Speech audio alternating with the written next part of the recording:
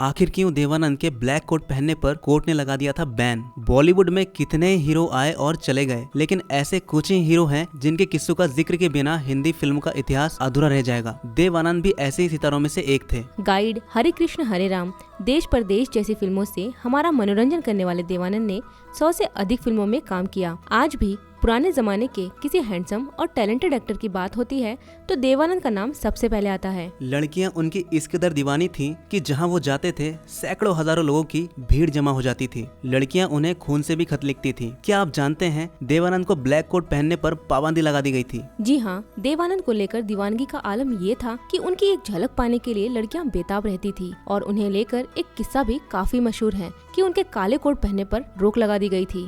Devanand black suit में इतने handsome लगते थे कि लड़कियां अपनी भावनाओं पर काबू नहीं रख पाती थी। उन दिनों कुछ लड़कियों के उनके काले कोट पहनने के दौरान आत्महत्या की घटनाएं सामने आई और इसलिए कोर्ट को इसमें हस्तक्षेप करना पड़ा। वहीं देवानंद साहब को देखकर उन दिनों सफेद शर्ट पर काले कोट पहनने का स्टाइल बहुत ट्रेंड हुआ था। 26 सितंबर 1923 को जन्मे देवानंद बचपन से ही एक्टर बनना चाहते थे। वहीं उनका असली नाम धर्मदेव पिशोरीमलानंद था। अंग्रेजी साहित्य में पढ़ाई करने के बाद 1940 की शुरुआत में देवानंद एक्टर बनने का सपना लेकर मुंबई चले आए। लेकिन क्या आप जानते हैं हिंदी सिनेमा में तकरीबन 6 दशक तक अपना जादू बिखेरने वाले सदाबहार अभिनेता देव आनंद को एक्टर बनने के लिए कई पापड़ बेलने पड़े थे। जेब में 30 रुपए और आंखों में एक एक्टर बनने का सपना लेकर देव आनंद सपनों की नगरी मुंबई आ गए। भरी दोपहरी फिल्म स्टूडियो के चक्कर लगाने में बीत जाया करते थे। समय गुजर रहा था लेकिन काम मिलने की कोई उम्मीद नहीं दिख रही थी, जिस वजह से देवानंद खुद की नाकामयाबी से हताश हो रहे थे। काम की इसी जद्दोजहद के दौरान उनके 30 रुपए भी खत्म हो गए। भूख लगी और जब खाने के लिए जेब में हाथ डाला तो एक भी रुपए नहीं मिले। भूख और काम की इसी लालसा में उन्होंने स्टाम्प कलेक्शन के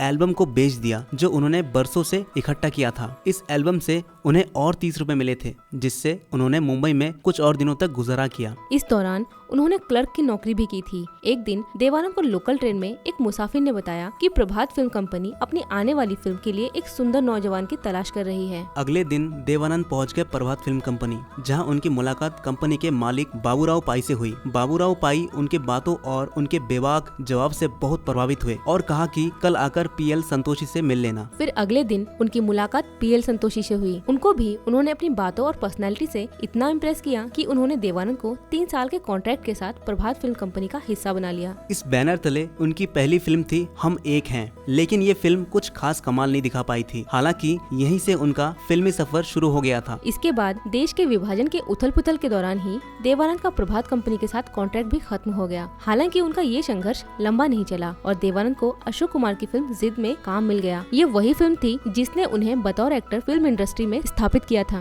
देवानंद की फिल्म जॉनी मेरा नाम जब रिलीज हुई तो फर्स्ट डे फर्स्ट शो के लिए इतनी भीड़ लग गई कि लोगों को लंबी लाइन लगाने के बाद भी टिकट नहीं मिल पाए। और फिर क्या था, जमशेदपुर के एक सिनेमा घर के बाहर फिल्म के टिकट के लिए गोलियां चल गई। इस हादसे में 2 छात्रों की मौत भी हो गई थी। ऐसा शायद ही कोई एक्टर हो जिसके लिए इस हद तक दीवानगी देखी गई हो। उन्हें सिनेमा में सर्वश्रेष्ठ योगदान के लिए सिनेमा के सर्वोच्च पुरस्कार दादा साहेब फाल्के से भी सम्मानित किया गया। देवानंद का पहला प्यार एक्ट्रेस सुरैया थी। दोनों को विद्या फिल्म के सेट पर प्यार हुआ। उन्होंने हीरे की अंगूठी देकर सुरैया को प्रपोज भी किया, लेकिन सुरैया की नानी इस रिश्ते के खिलाफ थी। धर्म की दीवार दोनों के रिश्ते के बीच आ गई और दोनों एक दूसरे से अलग हो गए। देवानंद ने आखिरकार 1954 में कल्पना कार्तिक से शादी की। उनके 2 बच्चे हुए, बेटा सुनील आनंद और बेटी देवीना। वहीं सुरैया देवानंद के प्यार में ताउम्र कुंवारी ही रही। दोस्तों, न जाने सुरैया की तरह देव आनंद की दीवानगी में कितने ही लड़कियां कुंवारी रह गई। इन सबको देखकर मीना कुमारी का शायरी याद आता है। चांद तन्हा है, आसमां तन्हा, दिल मिला है कहाँ, कहाँ तन्हा, बुझ गई आस, छुप गया तारा,